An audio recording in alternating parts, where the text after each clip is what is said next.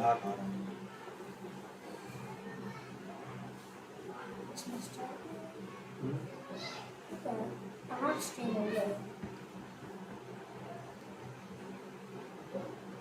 Hello students, are you getting my voice?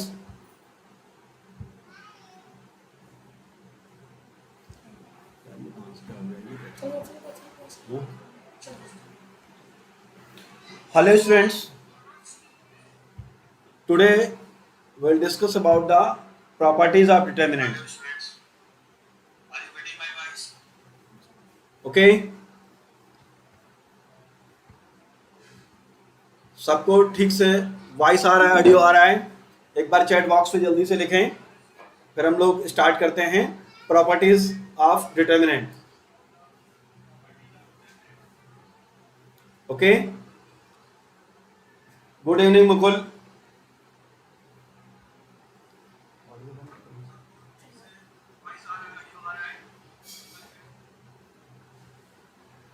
Good evening Sonu,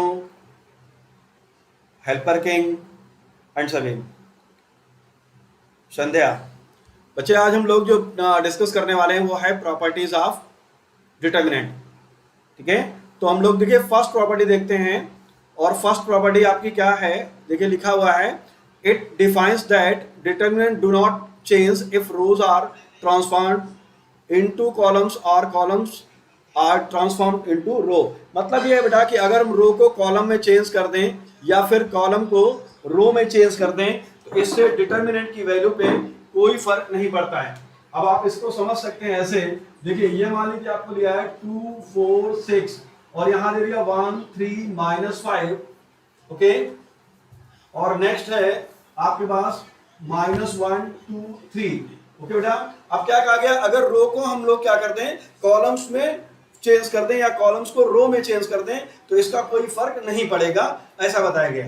चलिए तो हम लोग क्या कर दे रहे हैं यहाँ पर, देखिए अभी हम लोग इसकी वैल्यू अगर निकालें तो आपको पता है इसको एक्सपेंशन करके इसकी वैल्यू हम निकाल सकते हैं। ठीक है, एक्सपेंशन कैसे होता है, 2 लिया हमने फर्स्ट रो और फर्स्ट कॉलम का वैल्यू लिया है, उसको हाइड कर दीजिए और एक्सपेंशन कराइए। तो यहाँ कितना हो जाएगा, 3 3 जा 9 और प्लस कितना हो जाएगा, 2 5 जा 10। ओके, -4 देन क्या हो जाएगा, इसको हाइड करिए, इसको हाइड करिए, कितना हो जाएगा 3 -1 और -5 को मल्टीप्लाई करेंगे कितना आएगा, प्लस का 5 हो जाएगा और ये -5 हो जाएगा। ठीक है, अब यहाँ पर +6 ले लीजिए, ये हाइड कर दीजिए, कितना हो जाएगा 2 3 1 जा 3 और ये -1 +3। ऐसे अगर आप वैल्यू निकालते कितना हो जाएगा, 2 × 19 -4 × 5 -3 कितना हो जाएगा 2। ओके, तो -2 + 6 × 5, अब आपको क्या मिल जाएगा 38। ओके, और यहां से 4 2 जा 8 6 5 जा 30, ये 68 + 8 कितना हो जाएगा आपके पास, 68 + 8 मतलब 76। ओके, इसकी वैल्यू कितनी आई, 76। अब हम प्रॉपर्टी यूज करते हैं। प्रॉपर्टी क्या कहती है बेटा कि अगर हम रो को ट्रांसफॉर्म कर दें किसमें, कॉलम्स में, या कॉलम्स को ट्रांसफॉर्म कर दें किसमें, रो में, तो यही तो प्रॉपर्टी कह रही। ठीक है, तो क्या होता है रिजल्ट में कोई फर्क नहीं पड़ेगा। चलिए अब हम लोग इसको ट्रांसफॉर्म कर लेते हैं, ये यहां से मैंने रफ कर दिया। अब हमने वैल्यूज की निकाल रखी है 76। अब देखिए ये फर्स्ट कॉलम था 2 1 -1, इसको हमने फर्स्ट रो बना दी। सेकंड था 4 3 2 4 3 2, यहां था बेटा 6 -5 3। ठीक है, अब हम लोग क्या करेंगे, इसमें एक्सपेंड करके चेक करते हैं कि वैल्यू 76 है कि नहीं है। चलिए देख लेते हैं, तो ये हो गया 2, फर्स्ट वैल्यू ले ली 2 हमने। अब यहां क्या करना है, फर्स्ट रो और फर्स्ट कॉलम को हाइड कर दीजिए, 3 3 जा 9 + 10। ओके, ऐसे क्या करेंगे -1, अब यहां से क्या होगा, ये आ जाएगा प्लस माइनस प्लस, एक्सपेंशन आपको पता होगा, ये हाइड कर दीजिए, तो 4 3 जा 12 और यहां कितना हो जाएगा 6 2 जा 12। ओके, लास्ट वैल्यू है -1, इसको ऐसे हाइड करिए, तो यहाँ 4 5 जा 20 -20 हो जाएगा और 6 3 जा 18, ये माइनस का 18 हो जाएगा। ठीक है, तो यहाँ कितना हो गया 19 2 जा 38।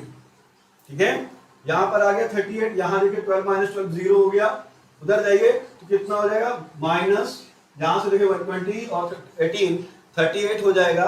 38 को आप -1 से मल्टीप्लाई करोगे क्या आ जाएगा +38, ओवरऑल क्या आ गया 76। ये है प्रॉपर्टी नंबर 1। प्रॉपर्टी नंबर 1 के अकॉर्डिंग अगर रो को हम कॉलम में चेंज कर दें यानी ट्रांसपोज कर दें, जैसे हम लोग मैट्रिसेस में करते हैं ट्रांसपोज, उसी तरह से अगर ट्रांसपोज कर देते हैं तो क्या होता है, जो डिटर्मिनेंट की वैल्यू होती है उस पर कोई फर्क नहीं पड़ता। Got it? इस प्रॉपर्टी आप देख लीजिए। Next property number 2। Property number 1 ठीक से समझ में आ गई होगी आपको। अब प्रॉपर्टी नंबर 2 देखते हैं। अब प्रॉपर्टी नंबर 2 के अकॉर्डिंग क्या बेटा, determinants is equivalent to 0 if each element of a determinant element in a row और कॉलम इज 0। मतलब ये है कि अगर किसी डिटर्मिनेंट के कोई रो या कोई कॉलम पूरी तरह 0 है तो डिटर्मिनेंट की वैल्यू कितनी हो जाती है, 0 हो जाती है। ठीक है, ये है आपका डिटर्मिनेंट की प्रॉपर्टी। कोई भी रो या कॉलम अगर 0 है तो डिटर्मिनेंट की वैल्यू कितनी होगी, 0। समझ लेते हैं। मान लीजिए यहां पर लिख दीजिए A B C, यहां लिख दिया आपने 0 0 0, यहां 2 3 4। ओके, अब ये क्या है, आपने देखा सेकंड रो यानी R2 क्या है, 0 है। डिटर्मिनेंट की प्रॉपर्टी क्या है, if all the elements of any row और column is 0 then value of determinant is 0। Okay, तो यहां क्या है, सेकंड रो पूरी तरह 0 है तो वैल्यू क्या आनी चाहिए, 0। चलिए एक्सपेंशन करके देख लेते हैं। Now expanding in terms of R1 के टर्म्स में एक्सपेंड कराते हैं, क्या आएगा, देखिए एरिया फर्स्ट रो का एलिमेंट है, first row first column hide, और इसके बाद आपको क्रॉस मल्टीप्लाई करना है। 0 इंटू 4 0, 3 इंटू 0 0। सेकेंड एलिमेंट क्या है, माइनस बी, फिर एक्सपेंशन में आएगा ये माइनस बी, इसको हाइड कराएंगे।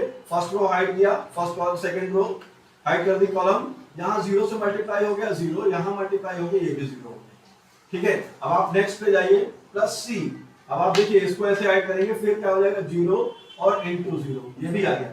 यहां कितना हो गया 0। तो ये है प्रॉपर्टी, इफ एनी रो और a column of a determinant is all the elements are 0 then the value of determinant is 0. This is property number 2.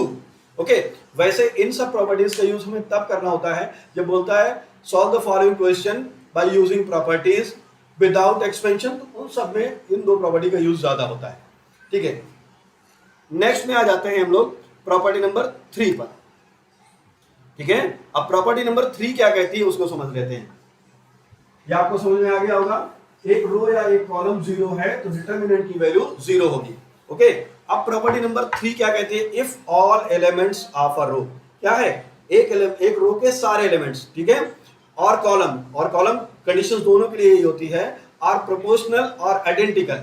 Means proportional का मतलब क्या है, एक ही मल्टीपल है, यानी 2 टाइम्स है, 3 टाइम्स है, 4 टाइम्स है, तो इसको हम प्रोपोर्शनल बोलते हैं। ठीक है बेटा, अब क्या होगा, और two the elements of the same other row then the determinant is 0। ठीक है, अगर 2 रो या 2 कॉलम 0 हैं तो डिटर्मिनेंट की वैल्यू क्या होगी, 0 होगी। ठीक है, चलिए देख लेते हैं बेटा कैसे है। यहां हमने बताया 2 रो या 2 कॉलम अगर आइडेंटिकल हैं तो क्या होगा, डिटर्मिनेंट की वैल्यू 0 होगी, ये आपको समझना है। यहां देखिए 2 3 4 2 3 4। अब आपको क्या करना है, यहां लिख दीजिए 4 -5 6, ये वैल्यू क्या होगी, 0। कैसे, तो आपको सिंपल से लिखना है R1 and R2 are identical. आपको डायरेक्टली प्रॉपर्टी से लिखना है R1 and R2 are identical, therefore the value of determinant is 0। मतलब ये कॉलम के साथ भी हो सकता है, ऐसा नहीं कि केवल रो के साथ होना है। अगर कॉलम में भी 2 कॉलम आइडेंटिकल हैं तो आपको सिंपली लिखना है कि 2 कॉलम आइडेंटिकल हैं तो वैल्यू क्या होगी, 0 होगी। ठीक है, आप चाहें तो इसको प्रूव भी कर सकते हैं, मतलब एक्सपेंशन कर लीजिए। अगर एक्सपेंशन करेंगे तो क्या होगा, रिजल्ट 0 आ जाएगा। रिजल्ट 0 आ जाएगा तो क्या हो जाएगा, वेरीफाइड हो जाएगी। ठीक है, देखना चाहे देख लीजिए, एक्सपेंड करके देखते हैं। चलिए इसको हम लोग एक्सपेंड करते हैं C1 के टर्म में, थोड़ा सा एक्सपेंशन की भी आपकी प्रैक्टिस हो जाएगी। Now expanding in terms of C1, column number 1 पे हम लोग क्या कर रहे हैं, इसको एक्सपेंड करा रहे हैं। ओके, देखिए यहां सिस्टम क्या होता है, आपको पता है प्लस माइनस प्लस, तो हमने क्या लिया, पहले 2 ले लिया, तो ये वैल्यू और ये कॉलम और ये रो पूरे को हाइड कर दिए। अब पहला रो हाइड किया, फिर कॉलम हाइड किया, अब क्रॉस मल्टीप्लाई कर दिया।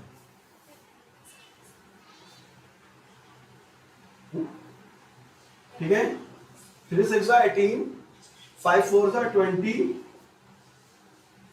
ठीक है, -2 सेकेंड एलिमेंट, अब आप इसको हाइड करेंगे, इसको हाइड करेंगे, 3 6 18, यहां कर दीजिए 5 4 20। फिर थर्ड एलिमेंट क्या है यहाँ पर कॉलम नंबर होगा 4। अब 4 को इसको हाइड कर दीजिए, इसको हाइड कर दीजिए, यहां इसके मल्टीप्लाई हो जाएगा, जब इससे मल्टीप्लाई करेंगे क्या आ जाएगा, 3 4 जा 12 माइनस 4 3 जा 12। अब आप देखिए यहां पर क्या हुआ, 2 इंटू 20 प्लस 18 मतलब 38, 38 इंटू 2 76। यहां देखिए ये भी 38, ये भी 76, 12 माइनस 12 कितना हो गया 0, 76 प्लस एंड 76 माइनस वैल्यू क्या हो गई 0। यही तो बोला गया प्रॉपर्टी क्या कह रही, if two rows are two columns are identical then the value of determinant is 0। Got it. तो इस तरह से हम लोग 3 प्रॉपर्टीज डिस्कस कर ली। पहली प्रॉपर्टी क्या थी वो आपको समझ में आ गई, सेकंड आ गई और थर्ड में आ गए हम लोग। अब चलते हैं प्रॉपर्टी नंबर 4 पर। ठीक है, अब प्रॉपर्टी नंबर 4 देखिए क्या लिखा हुआ है आपकी स्क्रीन पे, लिखा हुआ if each element of a row और column of a determinant are multiplied by non zero scalar value. क्या करना है, अगर आप किसी रो या किसी कॉलम को किसी non zero scalar value suppose के से मल्टीप्लाई कर देते हैं तो जो रिजल्ट होगा किसका, डिटरमिनेंट का, वो भी के टाइम्स हो जाएगा। बात समझ में आ रही, किसी रो या किसी कॉलम को अगर हम क्या कर देते हैं किसी नॉन जीरो वैल्यू से मल्टीप्लाई कर देते हैं जैसा कि प्रॉपर्टी कह रही है, ठीक है, तो क्या होता है रिजल्ट भी उतने ही टाइम्स हो जाता है। मतलब अगर हमें उसको बैलेंस रखना है तो उस वजह से हमने मल्टीप्लाई किया उसे डिवाइड भी करना पड़ेगा। मान लीजिए आपने किसी इसी डिटरमिनेंट को हम लेते हैं यहाँ चेंज कर देंगे वैल्यू, अगर फर्स्ट रो को मान लीजिए आपने 2 से मल्टीप्लाई कर दिया, पहले आंसर सपोज करिए 38 आ रहा था तो अब 76 आएगा, मतलब रिजल्ट 2 टाइम्स हो जाएगा। के से मल्टीप्लाई किया तो के टाइम्स हो जाएगा, ये प्रॉपर्टी है। चलिए देख लेते हैं। तो प्रॉपर्टी नंबर हम लोग पहुंच चुके हैं किस पर, प्रॉपर्टी नंबर 4 पर। आपको समझ में आ रहा है, जल्दी से चैट बॉक्स पर लिखिए यस और नो। अगर आपको समझ में आ रहा है तो एक बार चैट बॉक्स पर लिखिए यस, अदरवाइज नो। ठीक है, चलिए हम आपको प्रॉपर्टी नंबर कौन सा बता रहे हैं, 4। प्रॉपर्टी नंबर 4 पे क्या कह रहा है, मान लीजिए यहाँ लिखा 1 3 5, यहाँ लिख दिया 2 माइनस 3 6, यहाँ लिख दिया माइनस 1 2 3। अब मैंने कहा अगर किसी रो या किसी कॉलम को किसी वैल्यू से मल्टीप्लाई करा देता हूं तो रिजल्ट भी उतने ही टाइम्स हो जाएगा, रिजल्ट भी उतने ही टाइम्स हो जाएगा, वो देखना है आपको। देखिए मैंने कहा कि यहाँ R1 को मैं रिप्लेस करा देता हूँ 2R1 से, तो पहले जो वैल्यू होगी पहले चेक कर लेते हैं और फिर देखिए 2R1 करने के बाद फिर से चेक कर लेते हैं कि रिजल्ट क्या आया। तो पहले यहाँ पर एक बार एक्सपेंशन कर लीजिए, क्या आएगा, अभी मैंने एक्सपेंशन आपको समझाया, 1 लिया, ये हाइड हो गया, ये हाइड हो गया, ठीक है, और इसके बाद 1 लिया आपने, हाइड कर दिया, तो यहाँ देखिए 3 3 जा 9 माइनस 9, यहाँ 2 6 जा 12, ये आ गया। फिर क्या होगा, -3 ले लेंगे, क्या ले लेंगे, -3, ठीक है। अब -3 में ये हाइड हो जाएगा, ये हाइड हो जाएगा, 2 3 जा 6, ये देखिए हाइड हो गया, ये हाइड हो गया, 2 3 जा 6, -6 प्लस 6 हो जाएगा, और यहाँ पर आ जाएगा +5, और +5 के साथ ये मल्टीप्लाई होगी, कितना आ जाएगा 4, ये हो जाएगा +5 है, यहाँ 4 और यहाँ कितना हो जाएगा -3, 4 - 3, रिजल्ट क्या आएगा -21, यहाँ 6 6 12, 12 3 जा 36, 4 - 3 1 × 5 कितना हो गया 5, रिजल्ट कितना आ जाएगा, आप देखिए 7 3 2 5 57 + 5 कितना हो गया -15। अब मैंने कहा अगर हम R1 को 2 से मल्टीप्लाई कर दें तो रिजल्ट क्या हो जाना चाहिए, 2 टाइम्स हो जाना चाहिए। चलिए तो मतलब रिजल्ट अभी कितना है -52, अगर 2 से मल्टीप्लाई कर दें तो रिजल्ट कितना हो जाएगा -104। चलिए मल्टीप्लाई करके देख लीजिए कितना हो जाएगा, 2 6 10, क्या हो गया 2 - 3 6 -1 2 3। एक्सपेंशन करा दीजिए, फिर से इसका एक्सपेंशन करा के चेक कर लीजिए कि ये वैल्यू मैच कर रही कि नहीं। 2 लिया हम लोगों ने, ये हाइड हो गया, ये हाइड हो गया, 3 3 जा 9 माइनस का 9, 2 6 जा 12, ठीक है। अब इसके बाद -6 ले लीजिए, -6 लेंगे कितना हो जाएगा, ये हाइड हो जाएगा आपका 2 3 जा 6 और यहाँ -6 कितना हो जाएगा 6 + 6, ओके। अब आप नेक्स्ट पे जाइए, 10 + 10 हो गया। अब यहाँ देखिए ये हाइड हो जाएगा, ये हाइड हो जाएगा, 2 2 जा 4 और यहाँ कितना हुआ -3 माइनस में प्लस, फिर -3 हो जाएगा, कितना हो जाएगा 4 और -3, ओके। तो रिजल्ट कितना हो गया 12 9 कितना हो जाएगा 21 21 2 जा 42, यहाँ 6 6 12 12 हो जाएगा, 12 6 जा कितना हो जाएगा 72, और 4 माइनस 3 1 हो जाएगा, 10 से मल्टीप्लाई होकर 10 आ जाएगा। अब आप देखिए 7 2 2 4 7 4 11 प्लस 10 और ये आ गया माइनस का 104। देखिए यहाँ क्या किया हमने, रो नंबर 1 को 2 से मल्टीप्लाई किया तो रिजल्ट भी क्या हो गया 2 टाइम्स हो गया। यही प्रॉपर्टी नंबर 4 है। ओके, इस प्रॉपर्टी का यूज करें, मतलब अगर हम किसी को मल्टीप्लाई करेंगे तो हमें बैलेंस करने के लिए उतना डिवाइड भी करना पड़ेगा। ओके, अगर हमने किसी रो या कॉलम को किसी वैल्यू से मल्टीप्लाई किया है तो उतना हमें क्या करना है, डिवाइड ही करना पड़ेगा। और you getting this one?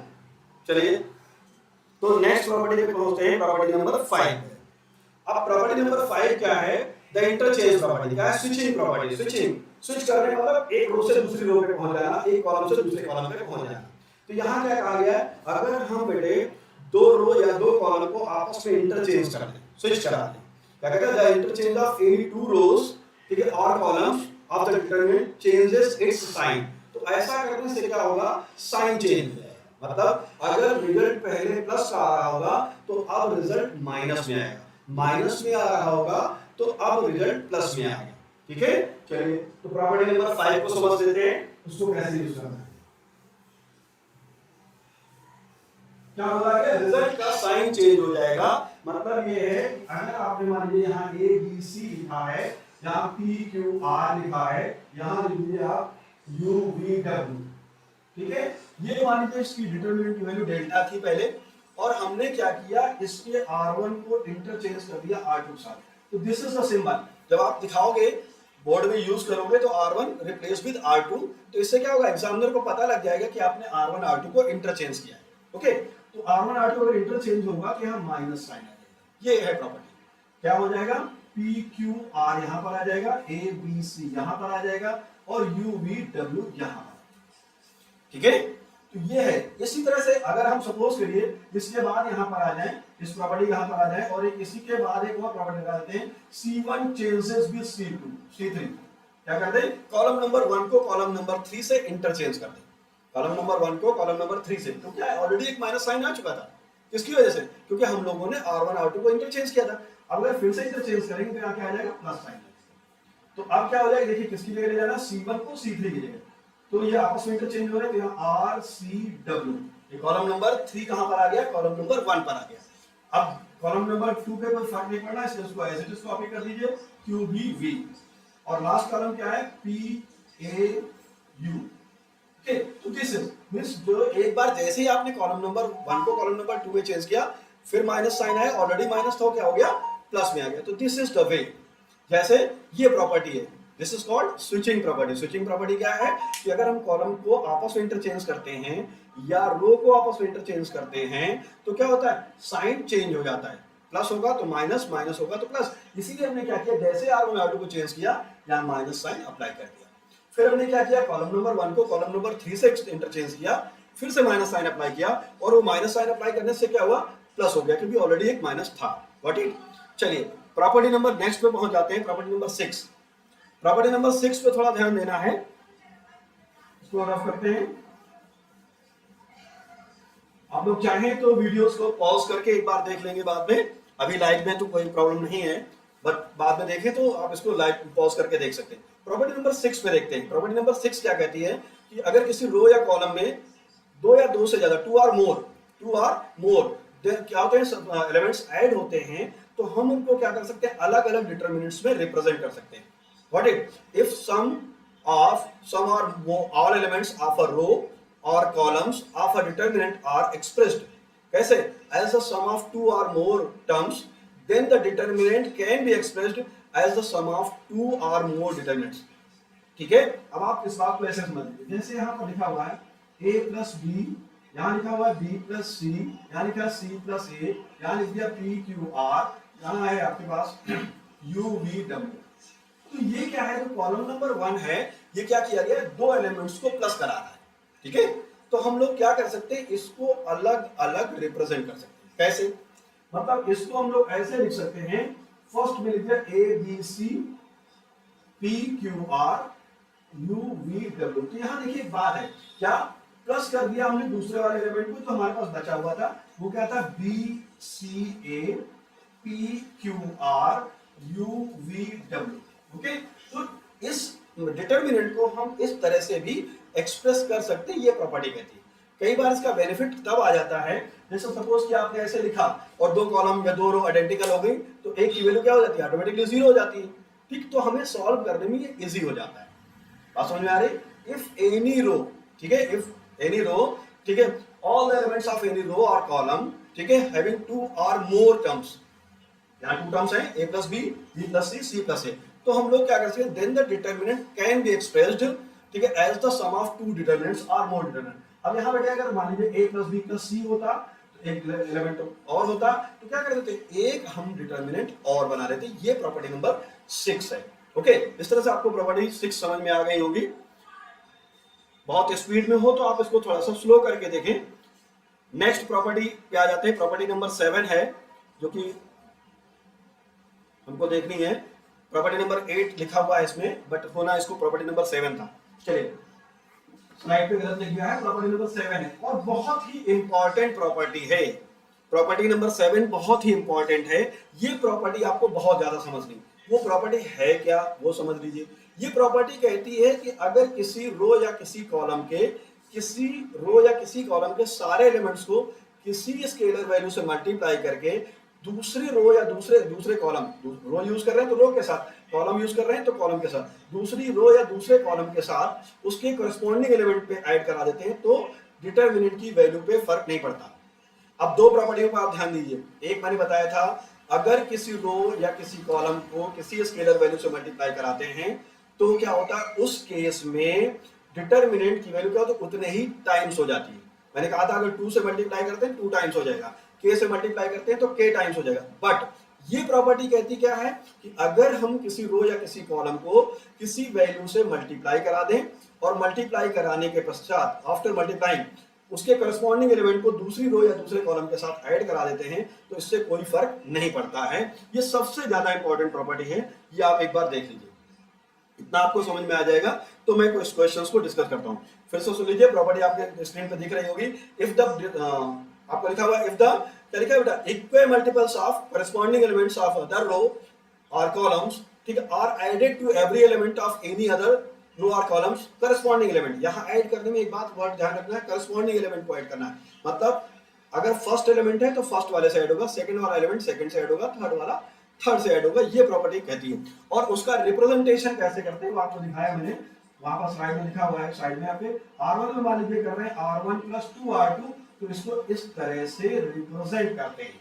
Okay, इसलिए लिखा हुआ RI, ठीक है, RI को क्या लिखा, RI प्लस KRI, मतलब रो का रो से, और कॉलम का लिखेंगे तो क्या होगा, कॉलम पर रिप्रेजेंटेशन होगा।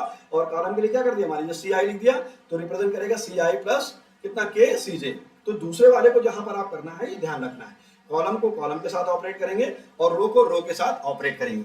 चलिए, अब आपको प्रॉपर्टीज एक बार दिमाग में आ गई होंगी, तो अब हम करते हैं कि आपको कुछ क्वेश्चंस की तरफ ले चलते हैं, कुछ क्वेश्चंस आपको कराते हैं। ठीक है, एनसीईआरटी से आपको ले चलेंगे, कुछ क्वेश्चंस आपको डिस्कस कर देते हैं जिससे आप लोगों को पूरी तरह क्लियर हो जाए चैप्टर क्या चाह रहा है। कुछ क्वेश्चंस हैं, मैं देखता हूं, एनसीईआरटी से भी आपको बता रहा हूं कैसे हम लोगों को ये प्रॉपर्टीज यूज करनी है। भाई अभी आपने प्रॉपर्टी समझ ली, दो आइडेंटिकल होंगे तो वैल्यू जीरो होगी, कोई कॉलम या कोई रो जीरो होगा तो जीरो होगी। ठीक है, इस तरह से हमें क्या करना है, अब हमें देखना है उनको यूज कैसे करना है। तो हम जरा क्वेश्चंस पे आ जाते हैं।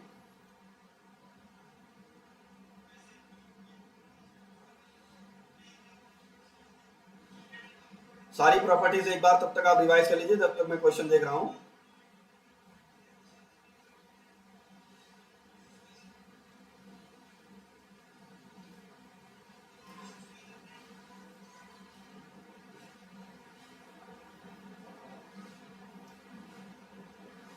जहां से आपको नहीं समझ में आ रहा हो मुझे बताएं।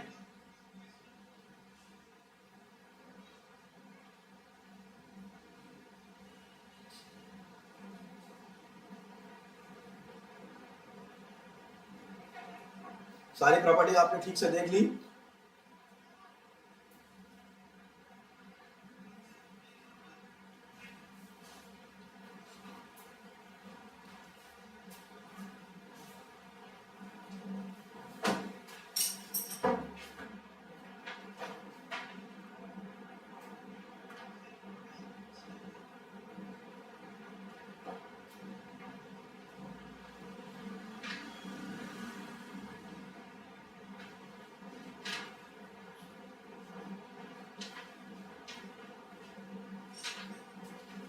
तो ये क्वेश्चन एक देखते हैं।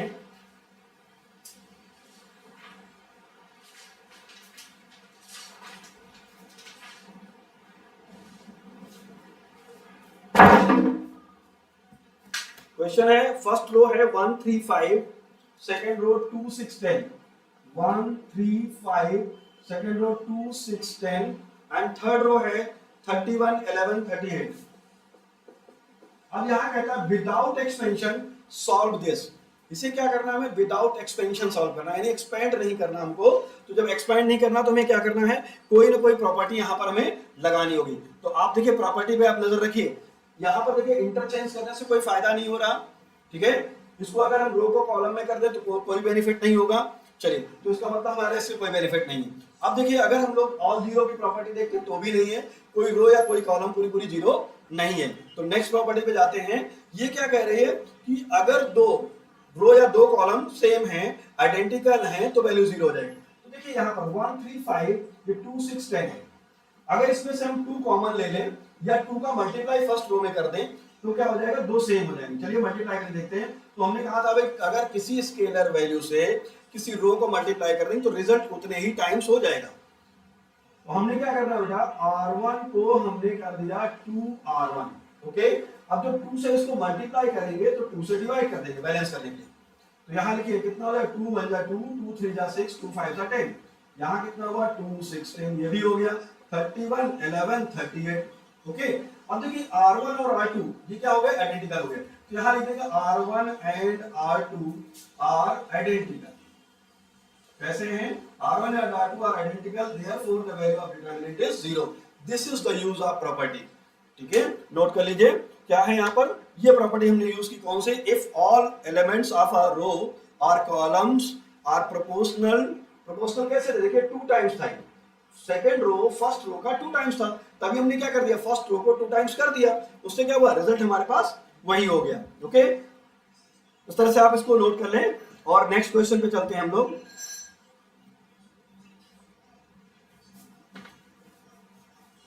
किस तरह से हम प्रॉपर्टी यूज करते हैं वो देखिए। यहां पर नेक्स्ट क्वेश्चन एक और लिखते हैं। फर्स्ट रो है 102 18 एंड 36। सेकेंड रो पे है आपके पास 134 134। थर्ड रो है 17 3 6, ओके। इवेल्युएट करना है without solving, without expansion. Without expansion evaluate करने का मतलब प्रॉपर्टी यूज करिए। देखिए यहां देखा हमने 1 3 4, इसका कोई रिलेशन 102 से है क्या? नहीं है। तो यहां देखते हैं 17 3 6 को क्या हो जाएगा? 17 6 जा कितना हो गया? 102, 3 6 जा 18, 6 6 जा 36। इट मींस अगर हम लोग इस फर्स्ट कॉलम फर्स्ट रो से 6 कॉमन ले लें तो ये क्या हो जाएगा? आइडेंटिकल हो जाएगा किसके साथ? थर्ड रो के साथ, ओके।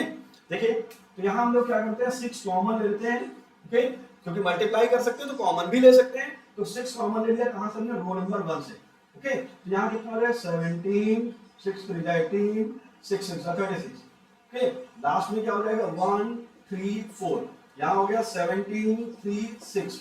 अब देखिए यहां पर क्या हुआ? फर्स्ट रो और थर्ड रो आइडेंटिकल हो गए, सेम हो गए। तो यहां लिख देंगे R1 and R3 identical, therefore क्या हो जाएगा? सिंस therefore 6 into क्या हो गया? 0, मतलब क्या हो गया? Value 0। This is the use of property, okay. तो इस तरह से हम लोग क्या करते हैं? प्रॉपर्टी यूज करते हैं।